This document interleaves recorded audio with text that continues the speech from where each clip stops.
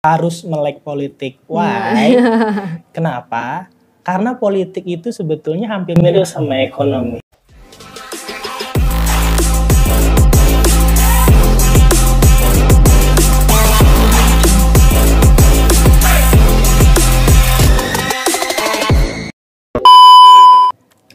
Halo, Assalamualaikum warahmatullahi wabarakatuh. Halo Kopmania, kali ini jumpa lagi dengan aku Vivi Nabila di segmen Prince. Tahu nggak Prince itu apa? Apa tuh?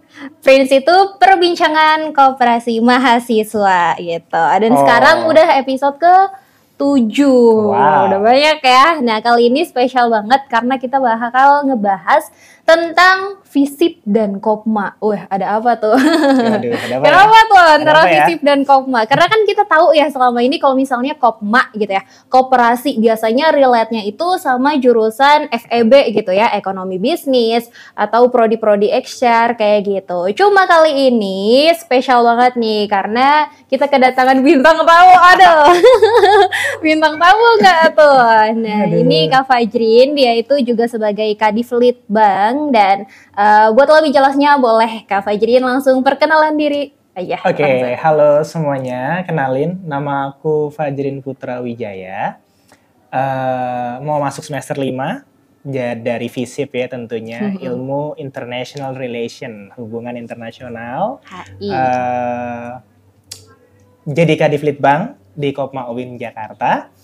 Kayaknya itu aja ya, nanti bisa sambil berjalan. Sambil ditanya-tanya gitu ya. Oke, karena tadi kan sesuai judulnya juga nih, ada apa tuh FISIP Ada apa sama ya? Kopma, kenapa tuh?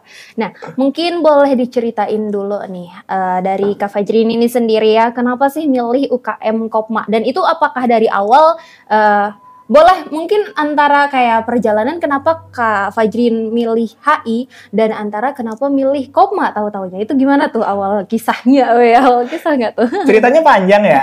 Iya, disingkat aja disingkat. Jadi gini, dulu waktu mau masuk PTN, ngebet banget manajemen. Manajemen. Mau jadi anak ekonomi. Gitu.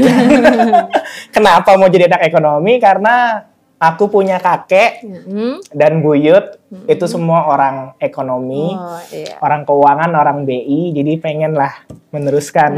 Kan gitu ya, mendarah daging. Nyampe 10 PTN lebih nolak di manajemen. 10. 10. Oh. Sampai finally melalui sepertiga malam dan anjuran dari salah satu guru pembina ya. Akhirnya milih di UNHI dan dari sekian yang gua daftar, ya the one and only yang terima seorang Fajrin hanya HI di UIN Jakarta. Oh gitu. Untuk Kopma, sebetulnya pengen join koperasi itu dari SMA. Oh, dari Dari dulu SMA waktu jadi ketua OSIS pengen join, ternyata koperasi di sekolah itu cuman buat guru. Oh, buat gurunya doang. Belum siswa- buat siswa. siswanya nggak ada? Dengan alasan katanya ruangannya terbatas. Oke, jadi itulah. Jadi kalau kenapa ditanya milih Kopma di kuliah, karena emang dari dulu pengen. Dan kedua sebetulnya pelampiasan karena nggak keterima jadi anak ekonomi gitu. Iya, Siapa berarti tahu kecepretan gitu ilmu ekonomi. Duluan yang di Kopma ya, pengen koperasinya Duluan, dulu, baru duluan. ke HI-nya, Duluan. bukan kebalikannya ya ternyata. Nggak tahu kenapa. Nah, tapi boleh tahu nih, boleh nanya-nanya nih, ada nggak sih ternyata kan tadinya pengen manajemen, pas masuk HI itu ada mirip-miripnya nggak tuh korelasinya gitu? Kenapa? Apa justru karena di HI nih nggak ada yang relate sama sekali dengan apa yang gue pengenin, akhirnya ya udah semuanya ke Kopma aja gitu. Sebetulnya kalau untuk manajemen di HI ada satu ya, manajemen konflik. Karena HI pasti bahasnya salah satunya perang dan cukup excited karena ternyata di HI kita belajar ekonomi. Ada ya. Pengantar dan ekonomi internasional, kita belajar hukum, pengantar dan internasional, belajar politik pasti, sosiologi juga. Dan khusus ekonomi, ternyata kita belajar semester 2 ketemu, 3 ketemu, 4 ketemu, soon 5 ketemu. Ketemu terus Ekonomi politik internasional. Ada sedikit bahas koperasi sih di materinya. Tapi kan sekarang sistem internasionalnya kapitalis. Jadi koperasi itu beda agak ya. kurang dibahas karena emang kapitalis lebih mendominasi dari setidaknya sebelum Perang Dunia bahkan sudah mendominasi kapitalis. Gitu, oke. Tapi ada nggak sih kayak mata kuliah yang itu emang ngebahasnya kayak kan koperasi itu terkenalnya mungkin di Indonesia atau negara-negara yang dia nggak terlalu kapitalis gitu ya. Indonesia bisa disebut negara kapitalis belum? Menurut malah jadi bahas ke situ ya.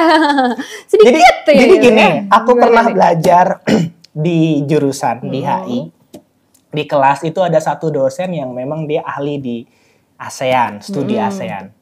Dia bilang Indonesian is swing state. Why?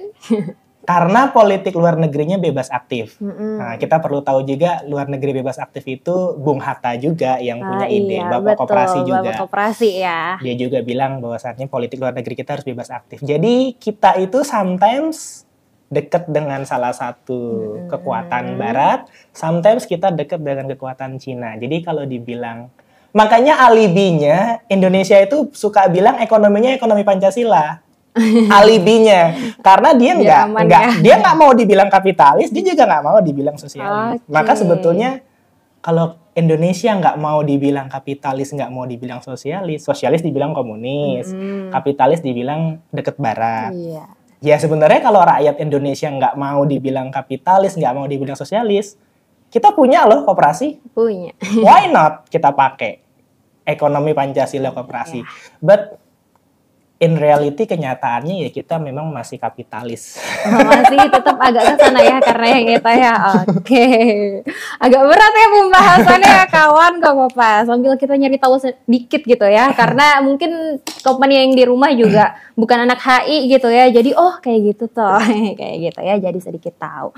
Dan karena tadi kita juga udah dengerin ya kenapa alasan milih di Kopma, dan juga ternyata ada mata kuliah yang relate juga ternyata dengan koperasi. Jadi koperasi itu nggak cuma buat anak-anak ekonomi gitu ya, anak-anak yang lain juga boleh FISIP gitu, dan yang lain-lain juga. Dan aku mau nanya lagi kan di luar dari HI dan sebagai Kak Fajrin kan juga anak Litbang ya, kadifnya Litbang nih. Kita bahas tentang Litbangnya nih sekarang teman-teman. Gimana nih? Boleh diceritain? Jadi gini, aku jadi kadif Litbang di 2 tempat, not only in Kopma.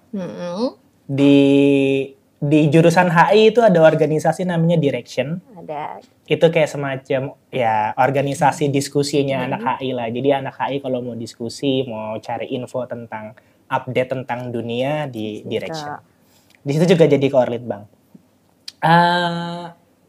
Ada pengalaman yang berbeda sih di antara dua. Beda. Apa tuh bedanya? Di Kopma itu jauh lebih struggle jadi kadif litbang dibanding di Direction. Pertama gini, kalau di Direction kita dapat staff, dapat anggota lah.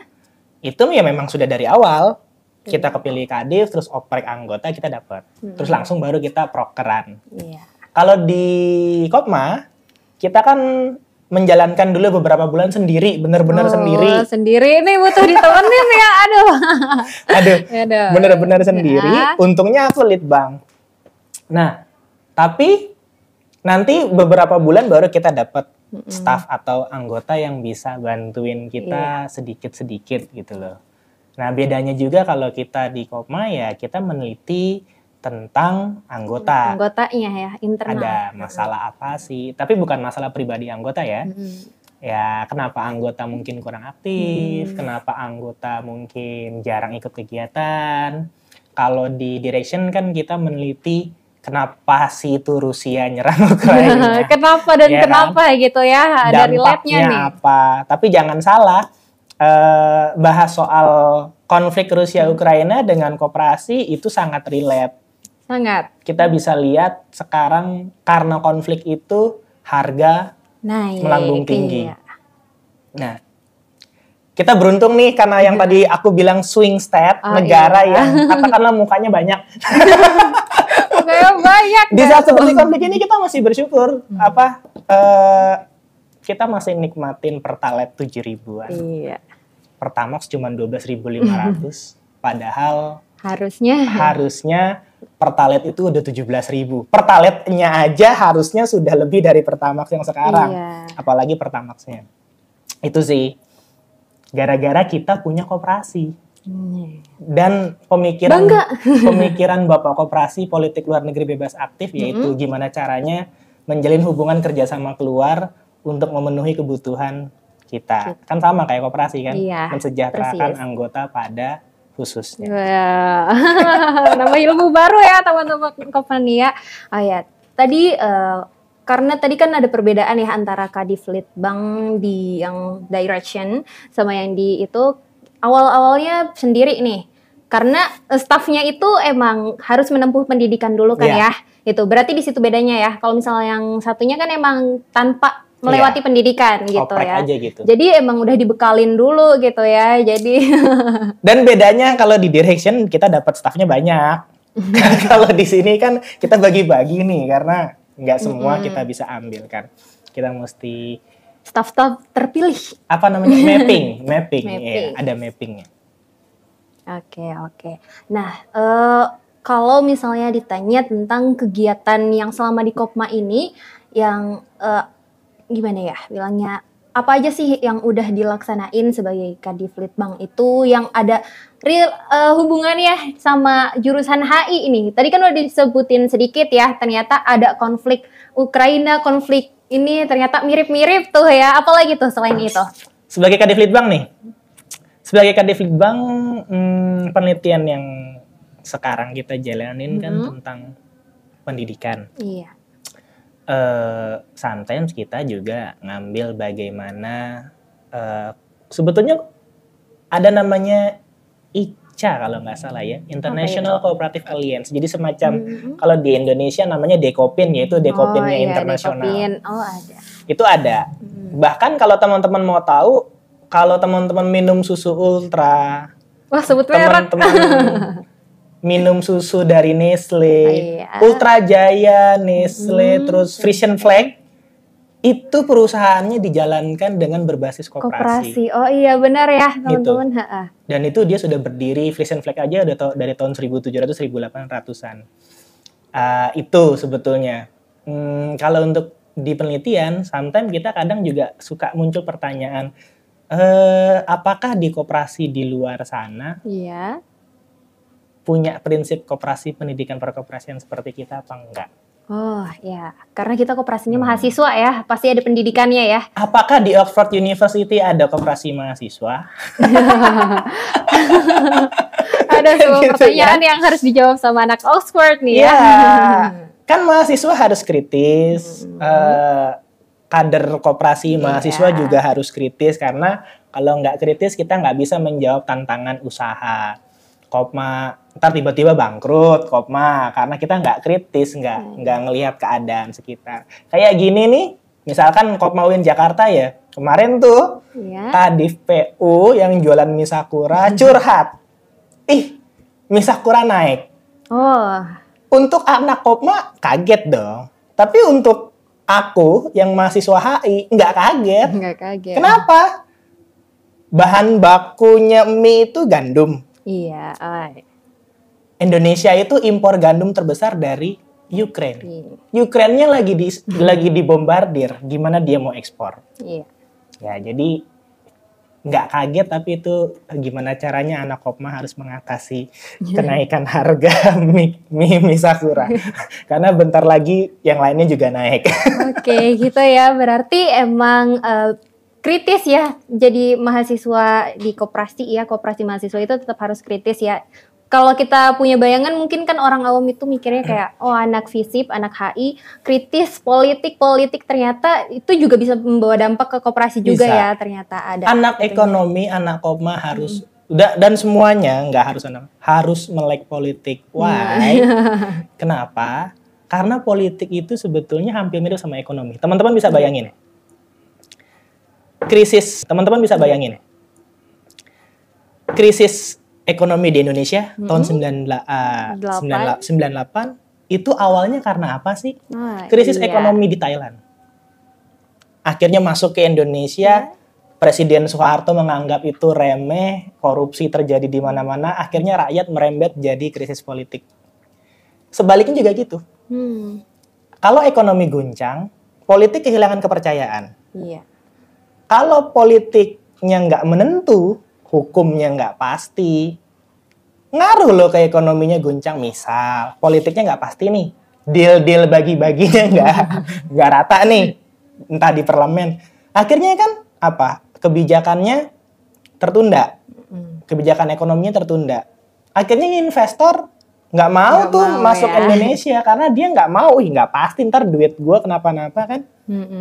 Nah itu makanya kenapa anak Kopma dan semuanya mesti melek politik, karena politik yang menentukan situasi. Dan menurut aku ya, selama belajar, politik ekonomi itu dua tiang yang nggak boleh dihilangin satu-satunya. Kalau yang satu ada, yang satu harus ada. Yang satu kuat, yang satu harus kuat. Kayak apa ya? Sepasang sepatu. Kalau yang kanan ada, harus ada yang kiri. Dan harus sama. Karena kalau yang kanan biru, yang kiri hijau, disangkanya orang gila. Pakai sendalnya beda. Harus sama. Harus sama, oke. Jadi kesimpulannya bisa ya sebenarnya anak HI itu masuk Kopma itu nggak apa-apa. Anak FISIP di Kopma itu nggak apa-apa gitu ya. Nggak apa-apa. Dan nggak apa-apa banget. Gitu. Harus sih, harus. Ya, jadi jangan mikir lagi Kopmania, ya aku dari, mungkin teman-teman Kopmania yang baru mau masuk Kopma gitu ya, tapi aku bukan anak ekonomi, bisa nggak tuh masuk Kopma? Why not? Gitu ya. Kenapa nggak bisa? Kan anak FST misalkan, apa sih belajarnya? Teknik ya, bikin mesin, kan ada nilai ekonomi. Gimana ya? Ini anak HI juga belajar nih di Ekopolin. Harga barang bisa tinggi karena mesinnya nggak efisien. Anak teknik nggak masalah dong belajar ekonomi. Orang dari fakultas yang agama juga kenapa nggak belajar ekonomi? Karena Nabi Muhammad juga berdagang, berekonomi. Saling integrasi ya ilmu itu ya. Karena kan ekonomi hakikatnya bukan soal uang, soal memenuhi kebutuhan dengan sumber daya yang terbatas. Keren banget nih, tepuk tangan buat Kak Fajrin. Keren banget. Oke, mungkin karena terbatas waktu juga ya, mungkin teman-teman Kopmania yang masih kepo gitu ya, tahu jangan-jangan bisa nih kita bikin part 2-nya. Part 2 karena seru banget ya pembahasannya, tapi kita terbatas waktu. Jadi terima kasih buat Kak Fajrin udah mau berbagi ya sama kita semua, sama Kopmania, buat lebih tahu, mengenal lebih dalam antara hubungan FISIP begini, Kopma begitu ya. Dan jangan lupa buat Kopmania like, komen, dan juga subscribe ya channelnya Kopma, dan juga boleh banget komen mau bahas apa lagi sih gitu, atau mungkin mau dibikinin part 2-nya. Siap nggak nih narasumbernya? Insyaallah siap. Oke, sekian, terima kasih, dan wassalamualaikum warahmatullahi wabarakatuh. Bye bye Kopmania, see you.